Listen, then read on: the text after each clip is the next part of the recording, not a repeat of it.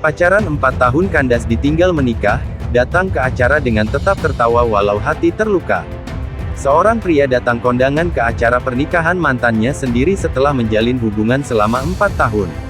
Pria tersebut tampak akrab dengan kedua orang tua dari mantannya. Pria yang memakai kemeja biru itu bersalaman dengan kedua orang tua dari mantannya. Ia bahkan berpelukan dengan ayah mantannya serta wajahnya dibelai oleh ibu dari mantannya. Tampak wajah yang tegar ditunjukkannya ketika bersalaman dengan suami dari mantannya. Ia masih menunjukkan sopan santun dan tak ada amarah di dalam hatinya. Tibalah ia bersalaman dengan mantannya, ia memandang mantannya dengan penuh kenangan. Wajahnya tampak tetap tersenyum melihat mantannya menikah, ia juga tampak mengucapkan selamat kepada mantannya. Pria berkemeja biru juga menyalami mertua dari mantannya. Teman-temannya teriak haru melihat keteguhan hatinya.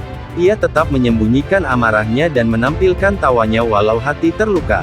Video itu viral di media sosial TikTok dan dibagikan oleh @salsasuherman.